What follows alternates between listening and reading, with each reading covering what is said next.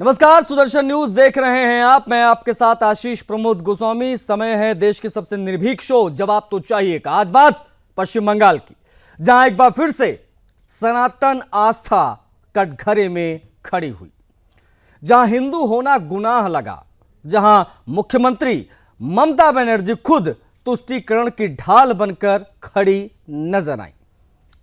पश्चिम बंगाल से सामने आए एक नए मामले ने ममता बनर्जी के संविधान, सहिष्णुता, सेकुलरिज्म, इन तमाम दावों की बखियां उधेड़ दी हैं। क्या बयान दिया ममता बनर्जी ने वो आपको बताएंगे, लेकिन उससे पहले थोड़ा पीछे लेकर चलेंगे आपको।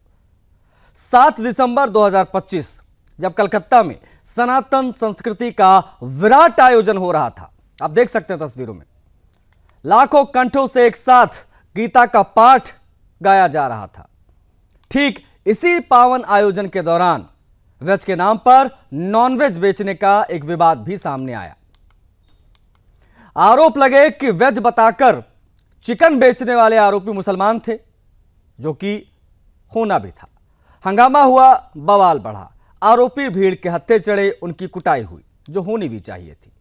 अब यहां गौर करिए, ममता दीदी की पुलिस, वही पुलिस जो आरजीकर में हुए बलात्कार और मुर्शिदाबाद जैसे मामलों को अनदेखा कर देती है, वही ममता बनर्जी की पुलिस जो बाबरी की नींव रखने वाले को नजरअंदाज करती है, वो इस मामले में एकदम से एक्टिव हो जाती है।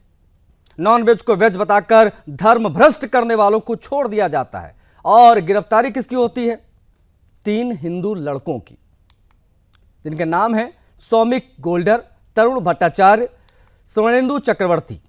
ये वो 3 हैं जिनको गिरफ्तार किया गया। ऐसे में अब सवाल सीधा है, गलती किसकी थी? ये मैं आप लोगों से भी पूछना चाह रहा हूं। गलती किसकी थी? वेज मांगने वाले की, या वेज बताकर नॉनवेज बेचकर धर्म भ्रष्ट करने की नीयत से आए उन मुसलमानों की? खैर, आप ममता बनर्जी की सरकार से क्या ही उम्मीद कर सकते हैं। और जब इस मामले पर मुख्यमंत्री ममता बनर्जी की प्रतिक्रिया आती है तो वो फ्रस्ट्रेट दिखती हैं, योगी मॉडल से डरी हुई दिखती हैं। दरअसल 11 दिसंबर को कृष्णानगर से मुख्यमंत्री ममता बनर्जी का इस पूरे मामले पर एक बयान आया। उन्होंने कहा कि ये पश्चिम बंगाल है, उत्तर प्रदेश नहीं। तो ममता दीदी, कोई आपको बताएगा जाकर कि जब तक बंगाल में ममता राज है तब तक बंगाल यूपी बन भी नहीं सकता, क्योंकि यूपी में अपराधी डरते हैं, बेटियां सुरक्षित रहती हैं, दंगाइयों पर बुलडोजर भी चलते हैं। और बंगाल में ठीक इसके विपरीत उल्टी गंगा बहती है, हिंदू पिटता है, महिलाओं की इज्जत से खिलवाड़ होता है। कई मामले ऐसे हैं, आप सभी जानते हैं। पुलिस निर्दोष हिंदुओं पर उल्टा हावी हो जाती है और अपराधी को राजनीतिक संरक्षण मिलने लग जाता है। लेकिन ममता बनर्जी कहती हैं कि धार्मिक आधार पर धमकी बर्दाश्त नहीं होगी, खाने की पसंद पर पुलिसिंग नहीं होगी। तो सवाल है कि क्या वेज के नाम पर नॉनवेज बेचना धोखा नहीं है ममता दीदी? क्या सनातन आयोजन में आस्था का अपमान अपराध नहीं है क्या ममता दीदी? ममता दीदी पूछती हैं, गीता पाठ घर में क्यों नहीं, सार्वजनिक क्यों? लेकिन आप कभी यह क्यों नहीं पूछती ममता दीदी कि मुर्शिदाबाद में बाबरी मस्जिद की जरूरत क्या थी? ममता बनर्जी बीजेपी पर आरोप लगाती हैं कि गीता का राजनीतिक इस्तेमाल हो रहा है, लेकिन दीदी को शायद मालूम नहीं है कि गीता राजनीति नहीं, जीवन का शास्त्र है। श्री कृष्ण ने धर्म, शुद्धता और मर्यादा सिखाई है इसके माध्यम से, छल और कपट नहीं जो वो करती हैं। और जब जब सनातन जागता है उसे सड़क पर उतरना ही पड़ता है, क्योंकि सत्ता में बैठे लोग उसे दबाने में जो लगे रहते हैं। आज बंगाल में संदेश साफ आ रहा है, हिंदू आरोपी बना दिया जाएगा, तथ्य दबा दिए जाएंगे और मुख्यमंत्री बयानबाजी से उत्तर प्रदेश को, योगी बाबा को गाली देंगी अपनी नाकामी छिपाने के लिए। लेकिन देश देख रहा है, बंगाल का सच भी, ममता की राजनीति भी, और क्या तुष्टीकरण की राजनीति के लिए गीता को ही कटघरे में खड़ा किया जाएगा? इस सवाल को भी जवाब तो चाहिए। सवाल बेहद महत्वपूर्ण है जो आपके स्क्रीन पर है। तुष्टीकरण के लिए हिंदुओं की बलि कब तक देंगी ममता दीदी? आरजीकर, मुर्शिदाबाद पर सुस्त दिखने वाली पुलिस यहां एक्टिव कैसे हो गई? हिंदू को गिरफ्तार करना था इसलिए। दीदी के राज में कब तक हिंदू जेल जाएगा? कब तक हिंदू जलाया जाएगा? कब तक हिंदू मारा जाएगा। दीदी को योगी मॉडल से डर लगता है क्या? सामने चुनाव है, बिहार की तरह योगी आदित्यनाथ यहां भी प्रचार करेंगे। क्या बिहार में आए नतीजों को लेकर डर लग रहा है, इसलिए इस प्रकार के बयान दिए जा रहे हैं? आज हर एक सवाल को उठाएंगे, बात होगी, साथ पूछेंगे हम कि ममता का राज है, बंगाल में हिंदू होना अपराध है क्या? पूरा पैनल हमारे साथ कनेक्ट होने जा रहा है, उनसे हम बातचीत करेंगे, लेकिन उससे पहले ममता बनर्जी ने क्या कहा आपको दिखाते हैं।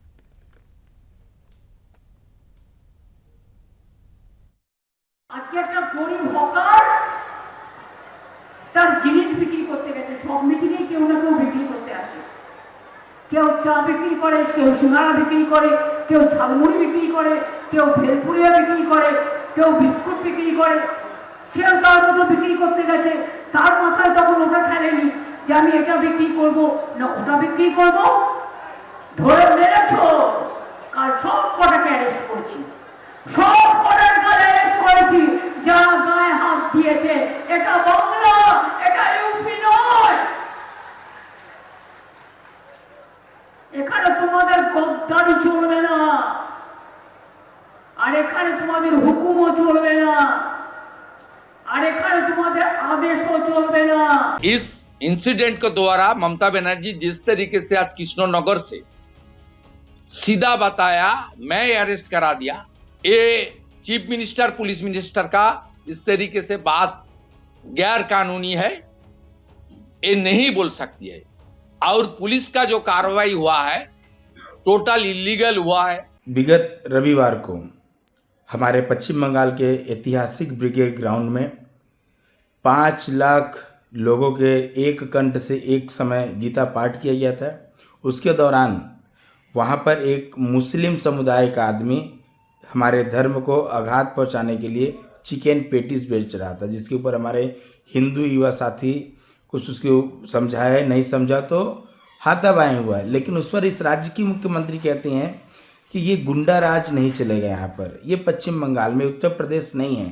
तो मैं मुख्यमंत्री को बता देना चाहता हूँ कि अगर उत्तर प्रदेश होती तो चिकन पेटीज बेचने वाला जेल जाता, लेकिन ये गुंडा राज पश्चिम बंगाल में चल रहा है कि पेटीज को मना करने वाला जो बोला कि इस जगह में पेटीज नहीं बेचना है, वो जेल गया, उसे घर में से तोड़ करके निकाला गया, जो कि विकलांग हिंदू युवा साथी को घर से रात को 2:30 बजे उनके घर के दरवाजे को तोड़ करके निकाला गया। तो स्पष्ट होता है कि कहाँ पर गुंडा राज है, पश्चिम बंगाल में कि उत्तर प्रदेश। उत्तर प्रदेश आज उत्तर प्रदेश ने एक उत्तम प्रदेश बन करके साबित हुआ है।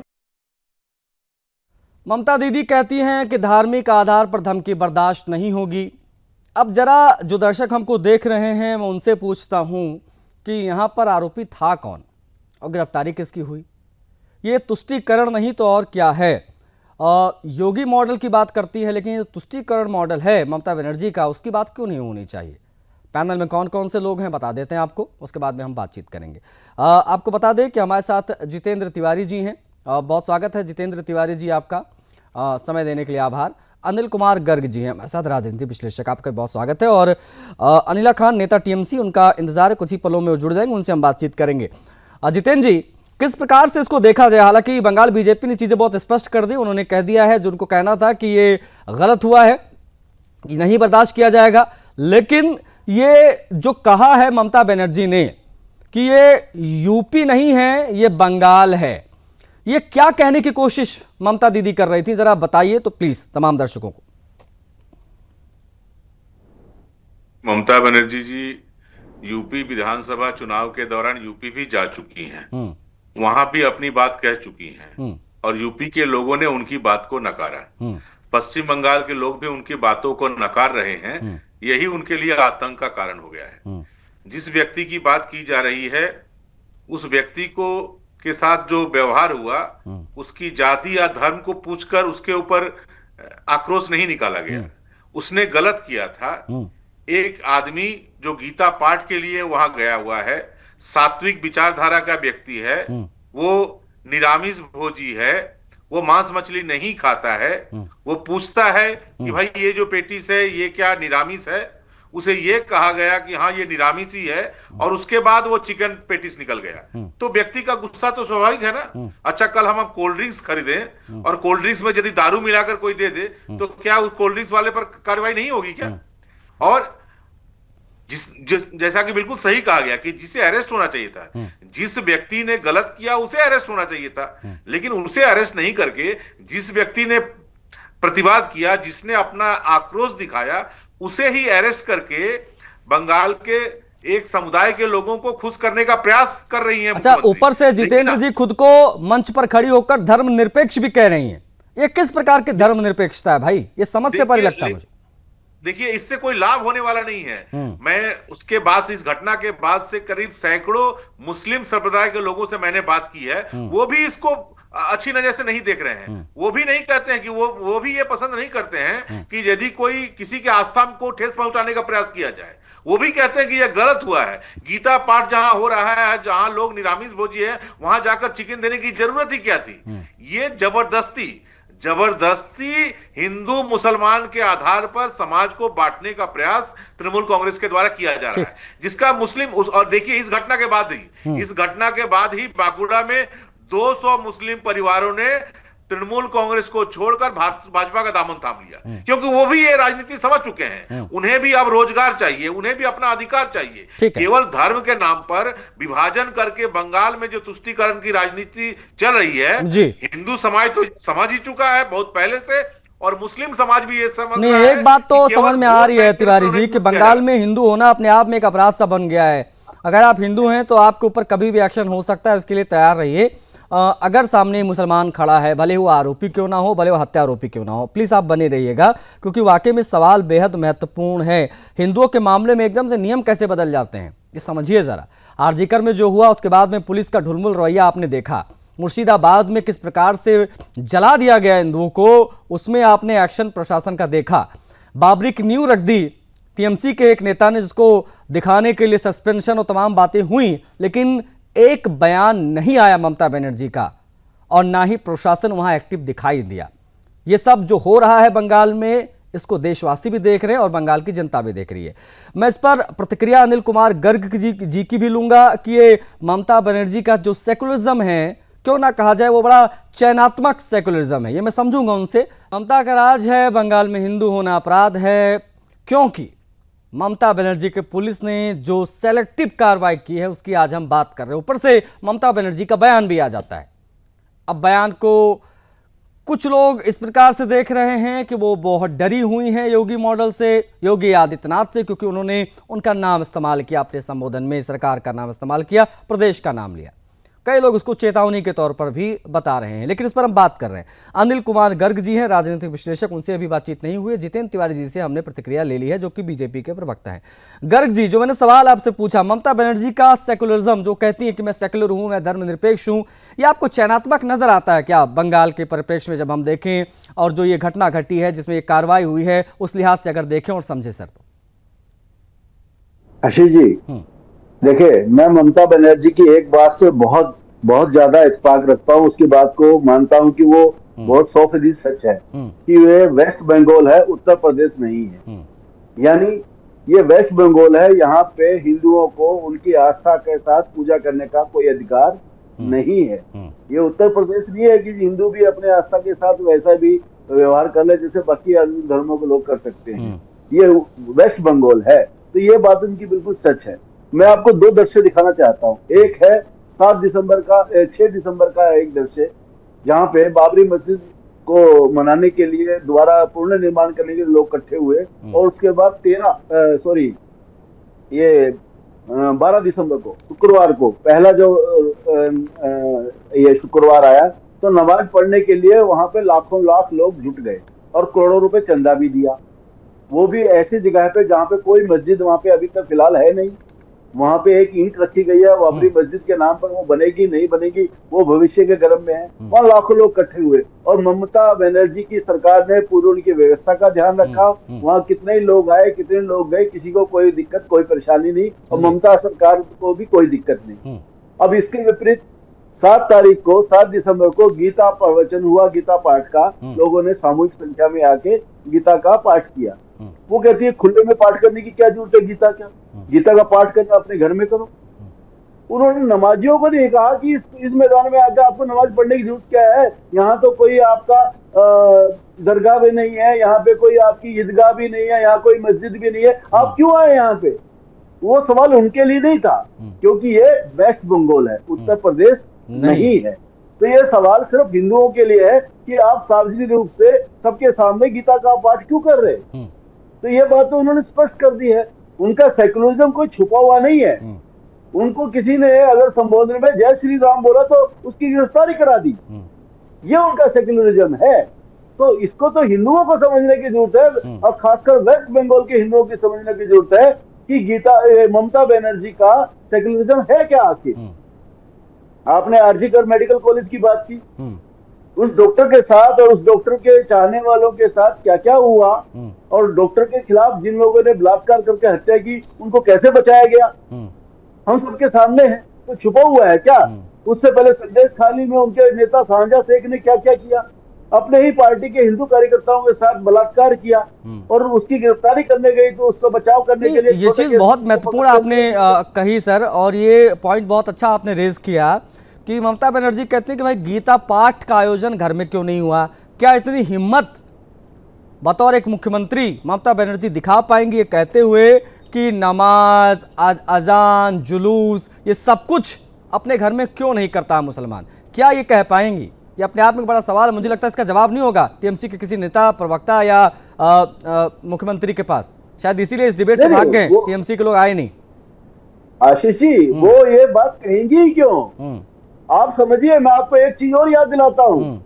पिछले कुछ साल पहले की बात है, उन्होंने नवरात्रों के पंडाल के अंदर कुरान का पाठ करवा दिया था। बिल्कुल बिल्कुल। और उनसे जब कहा गया क्या मस्जिद में हनुमान चालीसा पाठ कराएंगे, उससे किनारा कर लिया। और कुरान खाने के वक्त उन्होंने बोला देखिए इससे सांप्रदायिक सद्भाव बढ़ेगा। देखिए, जब मैंने एक चीज नोटिस की है सर, जब मौका मिलता है ममता बनर्जी को, तब वो हिंदुओं की आस्था पर प्रहार करती हैं, क्योंकि अपने वोट बैंक को खुश करना है। फिर चाहे वो मंदिर में जाकर अजीबोगरीब तरीके से गुस्से का इजहार करते हुए उल्टी पुल्टी घंटी बजाना हो, या फिर जो है कुरान का पाठ करा देना हो देवी जी के दरबार में। अब आप समझिए इस चीज़ को, ये पूरा मोडस ऑपरेंडी क्या है ममता बनर्जी के पॉलिटिक्स का, उसको समझना बहुत ज़रूरी है। और आज जो उन्होंने प्रतिक्रिया दी है वो वाकई बहुत हैरान भी करती है, जिसकी आज हम बात कर रहे हैं। कल ये उन्होंने प्रतिक्रिया 11 तारीख को दी थी। लेकिन हमारे साथ जितेंद्र तिवारी जी है। जितेंद्र जी, ममता दीदी ने यह भी कहा है कि गीता का राजनीतिक इस्तेमाल हो रहा है।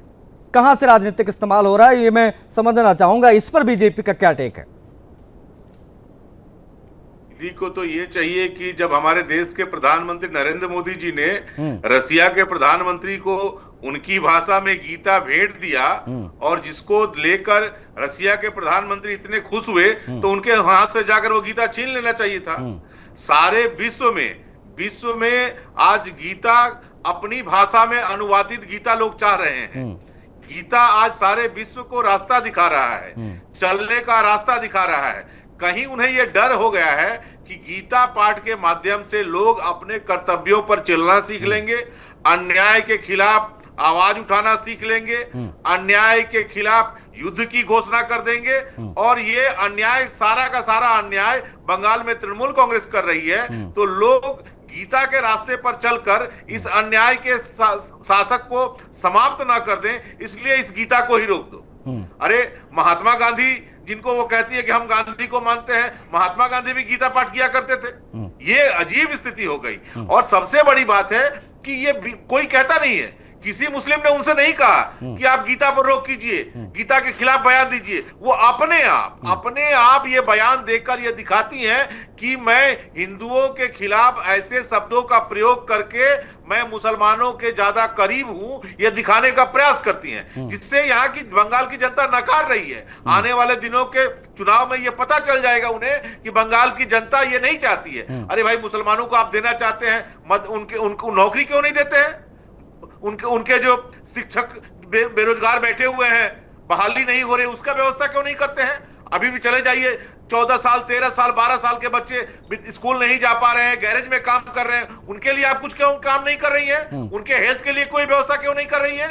उन्हें अशिक्षित रखा जाए, और उनके अंदर धर्म का विष घोला जाए और धार्मिक आधार पर उन्हें लामबंद करके उनका वोट लिया जाए, यही केवल और केवल तृणमूल कांग्रेस का उद्देश्य है और उसी उद्देश्य से ये सब सारे काम किए जा रहे हैं। आपने देखा तो हुमायूं कबीर के क्षेत्र में देखा आपने, उन्हें अच्छा भाई मस्जिद आप बनाइए ना, किसने मना किया, लेकिन उस मस्जिद का नाम बाबरी मस्जिद रखने की क्या आवश्यकता थी? सुप्रीम कोर्ट में मामला फैसला हो चुका है कि बाबर आक्रांता था, बाबर ने वहां ये सब ममता बनर्जी को, ये सब ममता बनर्जी को दिखता नहीं है कि वो तमाम चीजों को सिलेक्ट करके देखती कि मुझे क्या देखना है, मुझे क्या नहीं देखना है। ये भी बहुत महत्वपूर्ण है। देखिए, विकास के मुद्दे पर जब वो जनता का दिल नहीं जीत पाती है, बंगाल की जनता जब बेरोजगार युवा जब कह रहा है कि मुझे रोजगार दो, बंगाल की महिलाएं जब कह रही हैं कि मुझे सुरक्षा दो, बंगाल के लोग जब कह रहे हैं कि हमें स्वास्थ्य की व्यवस्था दो, बंगाल के कृषक जब कह रहे हैं कि मेरे लिए जो केंद्र सरकार की योजनाएं हैं वो लागू करो, और इन सारे मुद्दों पर जब वो अपने आप को विफल पाती हैं, उन्हें जब ये डर सताने लगता है कि डेवलपमेंट के मुद्दे पर बंगाल की जनता हमसे मुंह मोड़ रही है, तो जो मुद्दे नहीं हैं नॉन इशू को इशू बनाकर धार्मिक आधार पर चुनावी नैया पार करने का वो प्रयास कर रही है। लेकिन बंगाल की जनता समझदार भी है और सजग भी है, और ये चुनावी हथकंडा उनका धार्मिक आधार पर चुनावी नैया पार करने का जो पुराना खेल है, वो खेल इस बार सफल होने वाला नहीं है। नहीं, बिल्कुल उनको गीता में राजनीति दिखती है, शायद इसीलिए दिखती है क्योंकि अब मैं जितने टीएमसी के नेताओं प्रवक्ताओं से बात करता हूं, आज हमने कई कोशिश की टीएमसी के प्रवक्ता जुड़े, लेकिन वो कह रहे इस विषय पर हम नहीं जुड़ पाएंगे, आप लोग जो एक तरफा डिबेट करते, इस प्रकार की बातें जो है हमारे गेस्ट कोऑर्डिनेटर से टीएमसी के प्रवक्ता कर रहे हैं, वो जुड़ने को राजी नहीं है, वो भाग रहे हैं। अरे वो तृणमूल कांग्रेस के नेता अपने घरों में अपने परिवार के लोगों से बात करें ना, अपनी पत्नी से बात करें कि मैं गीता का विरोध करूंगा, अपनी माता जी से बात करें कि मैं गीता का विरोध करूंगा, घर में खाना नहीं मिलेगा उन्हें मालूम है कि उनके परिवार के लोग भी गीता में श्रद्धा रखते हैं, उन्हें सारे लोगों को मालूम है। इतनी समझ कहाँ है? जिनको मंदिर में घंटी बजाना नहीं आता, जिनको मंदिर में घंटी नहीं बजाना आता, उनको क्या पता कि गीता राजनीति नहीं है, वो जीवन का शास्त्र है। भगवान श्री कृष्ण ने धर्म, शुद्धता और मर्यादा सिखाई है इसके माध्यम से। लेकिन हम किसके बारे में बात कर रहे हैं? ममता बनर्जी जो ब्राह्मण कहती हैं कि मैं ब्राह्मण हूँ, उनके नेता कहते हैं कि हमारे सीएम ब्राह्मण है। इस प्रकार के ब्राह्मण तो मैंने कहीं अपने जीवन में नहीं देखा जिसको घंटी बजानी ना आती हो, जो गीता को राजनीति बताता हो, जो हिंदुओं को सबसे पहले गिरफ्तार करवाता हो प्राथमिकता के साथ में, और मुसलमान अगर आरोपी तो उसको छोड़ दिया जाता है, उनको ही उल्टा विक्टिम बता दिया जाता है। लेकिन गर्ग जी, आपको ऐसा नहीं लगता क्या कि चुनाव से ठीक पहले ममता बनर्जी बहुत ज़्यादा फ्रस्ट्रेट दिखाई दे रही हैं और उल जुलूल कुछ भी फैसले ले रही हैं जिसका खामियाजा उनको आने वाले चुनाव में भुगतना पड़ सकता है, या आने वाले खतरे को उन्होंने पहचान लिया इसलिए जो है इस प्रकार के बयान वो दे रही हैं? योगी मॉडल की जो सफलता है उससे डर भी कहीं ना कहीं तो लग रहा है उनको, कहीं उस वाले पैटर्न पे यहाँ की जनता आगे ना बढ़ जाए। आशीष जी, देखिए ममता बनर्जी फ्रस्ट्रेट है या इस टाइप फ्रस्ट्रेशन के कारण कह रही, ऐसा नहीं है। जब टीएमसी सत्ता में आई थी तो इसी पॉलिसी के साथ लेके आई थी कि हम अपीजमेंट की राजनीति करेंगे, हिंदुओं को जातिगत राजनीति में बांटेंगे और हम दोनों को वोट मिला करके सत्ता में आएंगे, और ये फार्मूला अभी तक कामयाब रहा है। और माफ करना, मैं जितेंद्र तिवारी जी की एक बात से सहमत नहीं हूँ कि यहाँ के मुसलमान भी ऐसा कुछ चाहते नहीं है। अगर ऐसा होता कि पश्चिम बंगाल के मुसलमान उनकी इन बात से इत्तेफाक नहीं रखते तो अभी जो जुम्मे पर लाखों मुसलमान वहाँ इकट्ठे हुए ना बाबरी मस्जिद बनाने के लिए, वहाँ नमाज पढ़ने के लिए और करोड़ रुपए चंदा दान देने के लिए, तो इकट्ठे नहीं होते। तो मुसलमान तो इत्तेफाक रखते हैं, ये हिंदुओं को समझने की जरूरत है कि मुसलमान क्या इत्तेफाक रखते हैं और वहाँ के हिंदुओं के बारे में वहाँ की सरकार और वहाँ के बाकी लोग क्या कर रहे हैं। तो ये तो हिंदुओं को समझना पड़ेगा वहाँ के कि यहाँ की सनातन संस्कृति को नष्ट करने के लिए, भ्रष्ट करने के लिए क्या किया जाता है। देखिए ममता बनर्जी का रुख बड़ा स्पष्ट है। आपको याद होगा सीए का विरोध करते हुए किस हद तक चली गई। बिल्कुल, सीए तो सेंट्रल गवर्नमेंट का कानून है ना। उन्होंने कहा मैं अपने पश्चिम बंगाल में लागू नहीं होने दूंगी। क्या उनकी हैसियत है, क्या उनकी ताकत है कि वो वेस्ट बंगाल में लागू नहीं करने देंगी? ये तो सेंट्रल रूल्स है, सेंट्रल लॉ है, उनकी हैसियत ही नहीं वो मना कर दे। ऐसे ही वक्फ अमेंडमेंट बिल के साथ हुआ, इसके खिलाफ प्रदर्शन करने में कितने बड़े बड़े दंगे हुए, मुर्शिदाबाद में कितने बड़े दंगे हुए। तो इन दंगों को करवाने वाला कौन था और इन दंगों की भेंट चढ़ा कौन, ये भी तो एक जांच का विषय है। लेकिन उन्होंने किया, वो तो उनको वो हर वो काम करना चाहती है जिसको लगता है कि मुस्लिम सेंटीमेंट उनके पक्ष में होगा। तो आप मुझे बताइए कि वो फ्रस्ट्रेटेड होकर कर रही है? नहीं, फ्रस्ट्रेशन नहीं है, ये उनकी पॉलिसी है ये उनकी पॉलिसी है। उनको लगता है हिंदुओं को तो हम कुछ भी कह के बहला लेंगे और मुस्लिम अपीजमेंट करेंगे और यही एक तरीका है जो उनको वो वापस सत्ता में बनाए रखेगा। लेकिन मुझे ऐसा लगता है वेस्ट बंगाल के मुस्लिम को छोड़ के बाकी सारी कम्युनिटी इस बात को अच्छे से समझ गई है कि ये उनके साथ फेल कर रही है। अब शायद बाकी की कम्युनिटी भी एक होकर ममता सरकार के खिलाफ वोट डालने वाली है और ये बात भी ममता सरकार को ठीक से पता चल चुकी है। तो अब और कोई नए तरीके ढूंढ रही है कि भी ऐसा कुछ हो जाए कि मुस्लिम को हम एक रखें, अपने साथ रखें और हिंदुओं में कुछ फूट डालो, राजनीति करने की राजनीति लगाएं तो शायद कुछ हो जाए। लेकिन मुझे लगता है कि इस बार ये दाल गलने वाली नहीं है। देखिए एफआईआर चल रहा है, एफआईआर का विरोध क्यों कर रही है वो? वो दिख रहा है। लोगों को वोट कटेंगे जिनके डुप्लीकेट वोट हैं, जिनके मृत हो चुके हैं, जो माइग्रेट हो चुके हैं या घुसपैठिया हैं, इन चारों में से उनको 56 लाख का आंकड़ा पहले फेज में सामने आ गया है जिनके वोट कटे हैं। अब देखिए आंकड़ा कहां तक जाता है। ये सब का भी तनाव होगा उनके सिर पर आने वाले समय में। इससे एक बात तो स्पष्ट हो जाती है कि जो वोटर लिस्ट थी, देखिए मैं राहुल गांधी जी जैसे मैंने अभी बताया कि मैं ममता बनर्जी की एक बात से बड़ा इत्तेफाक रखता हूं कि ये उत्तर प्रदेश नहीं है, वेस्ट बंगाल है। हाँ, ऐसे राहुल गांधी जी की एक बात से भी एक इत्तेफाक रखता हूं कि वोटर लिस्ट में गड़बड़ियां हैं, लेकिन उनको इलाज वो बता रहे हैं वो गलत है। वोटर लिस्ट में गड़बड़ियां ये मैं भी मानता हूं, लेकिन इसका इलाज इकलौता एफआईआर है क्योंकि इसका इलाज वो हो रहा है, वो नहीं रुक रहा है, वो तो जारी है, वो जारी है। आपने समय दिया सर, आपका बहुत आभार। जितेंद्र जी आपका भी बहुत आभार इस महत्वपूर्ण विषय पर चर्चा करने के लिए। योगी मॉडल से दीदी को डर लगता है, क्यों, वो हमने आपको बताया। देखिए आज बंगाल में संदेश बहुत साफ है, हिंदू आरोपी बना दिया जाएगा, तथ्य दबा दिए जाएंगे और मुख्यमंत्री बयानबाजी से उत्तर प्रदेश को गाली देकर अपनी नाकामी छिपाएंगी। लेकिन ममता दीदी याद रखिएगा, बंगाल भी देख रहा है, देश भी देख रहा है, ममता की राजनीति भी और तुष्टीकरण की ये जो राजनीति वहां पर चल रही है उसको भी, जहां पर गीता को ही कटघरे में खड़ा कर रही है ममता बनर्जी और योगी आदित्यनाथ पर निशाना साध रही है, उत्तर प्रदेश सरकार पर निशाना साध रही है। इस कार्यक्रम में इतना ही, आज्ञा दीजिए मुझे फिलहाल, नमस्कार।